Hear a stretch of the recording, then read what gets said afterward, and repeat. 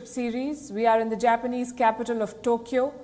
It's a bright, sunny Tuesday morning, and we have with us a very special guest, the former Prime Minister of Japan, Shinzo Abe, the longest-serving Prime Minister of this country, the architect of modern-day Japan's strategic posture, and the man who laid the foundation of the Quad as we know it right now. Mr. Abe, welcome to Beyond. Yes, I've been looking forward to this production. I'm very happy to be on the show. You resigned a couple of years back, sir, citing ill health. How are you doing now? Well, as you have cited, from July of about 2 years ago, my health has deteriorated to some extent. However, after I have stepped down from the Prime Ministership, the medicine actually is quite effective when it comes to my illness, so my condition is very good now. Barely a few kilometers from where we are sitting, the four Quad leaders are having the second in-person meeting, the second Quad summit. What are your expectations from the Tokyo meeting? As you have heard, I have always been the advocate of this Quad collaboration of Japan, India, US and Australia. It's very useful for the four countries to unite together for the stability and the safety of the region. So in terms of my efforts for this Quad relationship, it really started back during the first Abe administration, starting in 2006. I've been trying to put together this kind of framework on the diplomacy front to tackle all the regional issues. This Indo-Pacific relationship had grown from the level of ministerial cooperation to the top leader cooperation.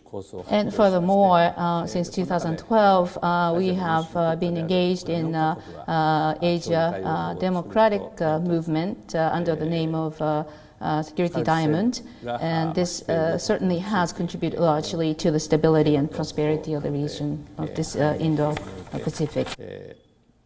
So, in the backdrop, of course, we're seeing the Ukraine crisis. Russia is invading Ukraine, as you know, and given that backdrop, of course, there's a military consideration within the Indo-Pacific region as well. It's quite meaningful for the Quad leaders to get together in a summit forum to demonstrate the four democratic countries' strong stance for the stability and safety of the region.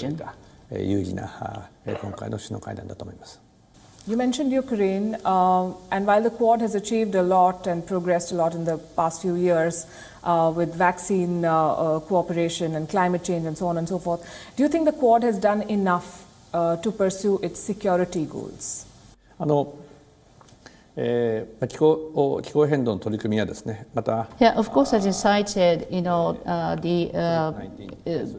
the scope of cooperation under the framework of Quad is quite various. We include, fighting COVID-19, acquiring vaccines, making sure people are vaccinated, and there is always this issue for the climate change that we need to tackle together. But at the same time, I think if you were to talk about the most recent issues that we shall take very importantly, it is Russia's invasion into Ukraine. I think we need to strongly.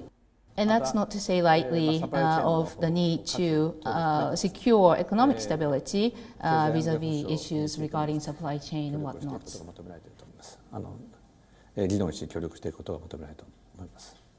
I come back to the question of security goals and the fact that the Quad partners have been reluctant to even name their biggest security challenge, which is China. The Quad has been accused of having an identity crisis. Some say it's the Asian Red Cross, others say it's the Asian NATO. Is the current format of the Quad what you envisioned in 2006 when you pushed for it? Well, first of all, I need to clearly say that the purpose, the objectives of Quad is entirely different from that of NATO, for example, so our stance naturally will be different.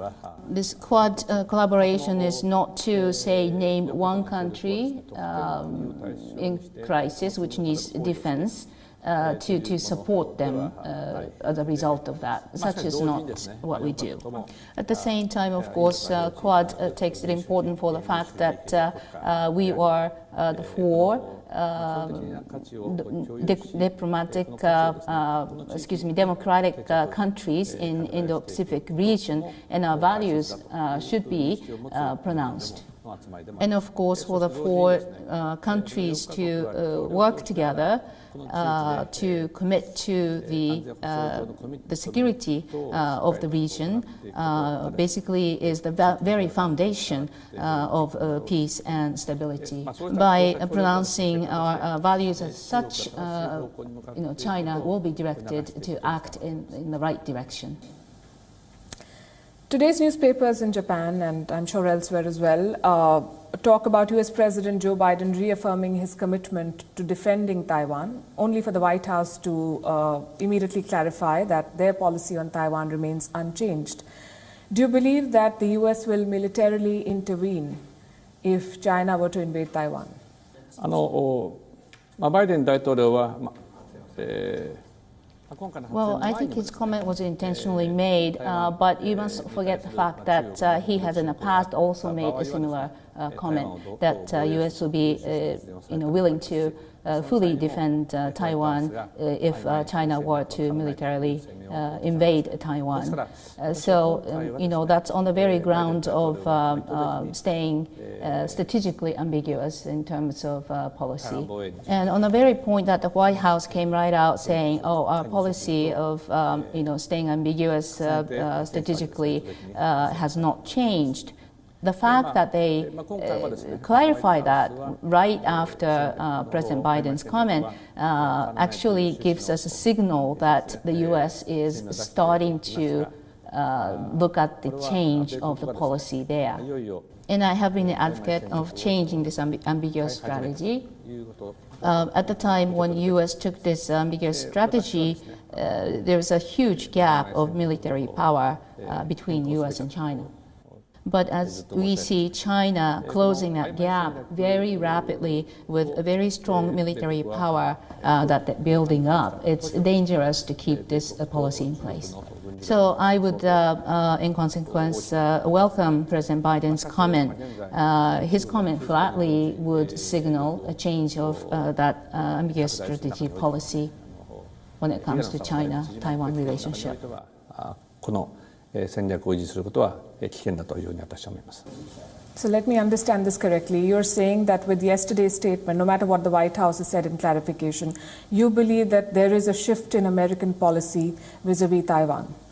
中国に対してのメッセージなんですが、this is actually a comment given directly from President Biden, and he talked about U.S.'s full commitment to defend Taiwan, even though the White House came out and denied any overreaction to that, saying that it's the same policy.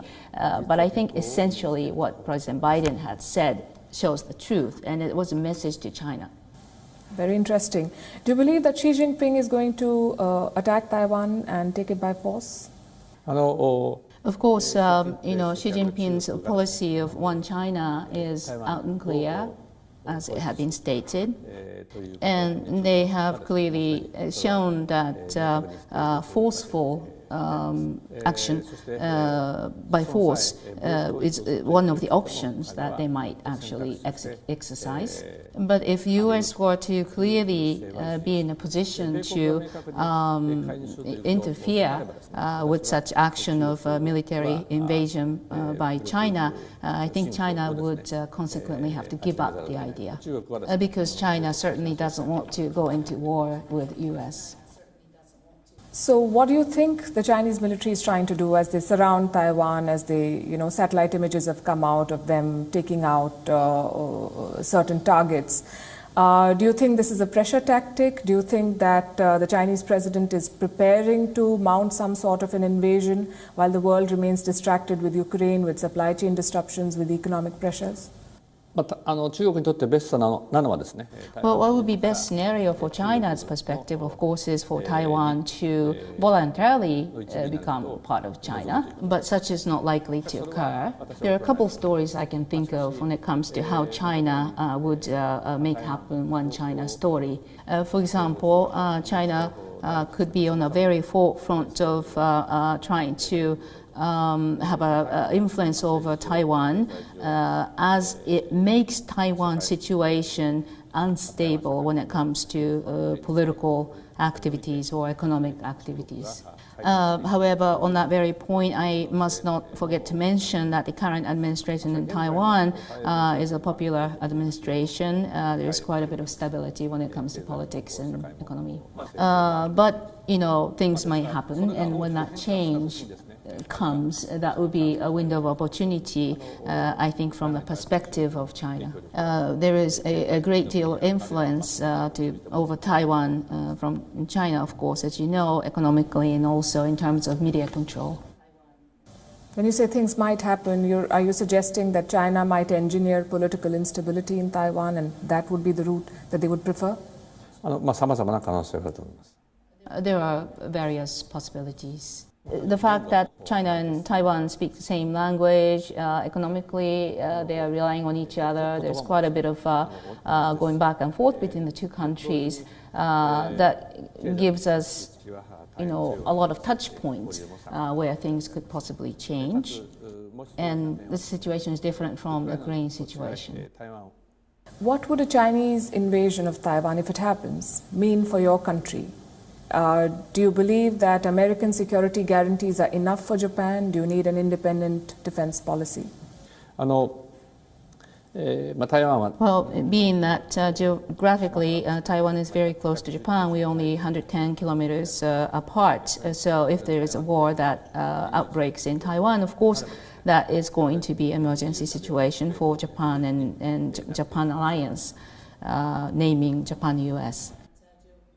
You suggested that Japan should host U.S. nuclear missiles. Is that a suggestion that you still stand by?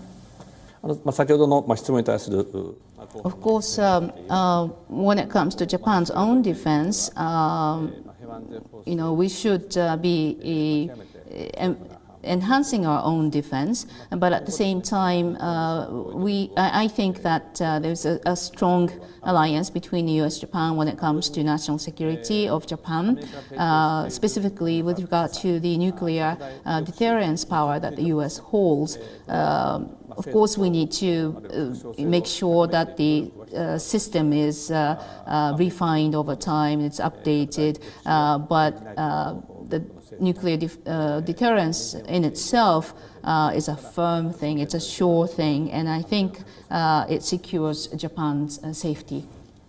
Let's talk about your relationship with India and Prime Minister Modi. How do you describe it? Of course, we had to stop diplomatic visits during the COVID pandemic for 2 years, but you can see the historical visits that we've made back and forth. Of course, I was very energetic when it comes to strengthening the bilateral relationship during my second administration, but I would go back as far as my first administration, where I visited India and I gave a parliamentary speech and I talked about the two seas being united. This became really the concept that led to the Quad and economic collaborations thus after that we have elaborated on. I have always been saying that this bilateral relationship between Japan and India is the type of bilateral relationship that has the biggest potential of all. And we're actually starting to see all the fruit of the relationship. So I'm actually going to step up as the president of Japan, or Japan-Indo Association, taking the position of formerly served by Yoshio Mori. It has a history of 120 years. It's actually longer than US-Japan, Japan-US Association. You've also had a long association with Mr. Modi in particular, and you've known him since the time that he was the Chief Minister of Gujarat. Can you tell us about your engagements and interactions with him? And I ask this because when two leaders meet, there's a lot of talk about personal chemistry. How much does personal chemistry, how big a role does it play in international diplomacy? We've spent quite a bit of time, talking, doing other matters around our diplomatic activities. So relationship goes deep. Our understanding towards national security, the world issues that we need to all collaborate, solve together, are very much, united. And I respect Prime Minister Modi for the fact that he's a quick decision maker. He has that power to make things happen.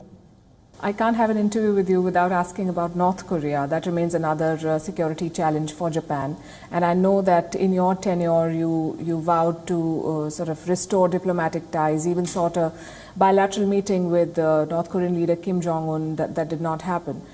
How do you assess the situation now? And what do you think he's trying to do with all of these missile tests and the threat of possibly a nuclear test during Biden's Asia tour? Of course, when it comes to North Korea, in addition to the very important issue of what we shall do with the nuclear weapon that they hold, Japan has this abduction issue that we have been long trying to solve. It's important for world countries to unite together in dissuading North Korea to take policies and positions suitable to the world. And what next for you? Do you see yourself in the Prime Minister's role again? Or No. I'm not thinking that as of now. Thank you very much. Thank you very much. WION is now available.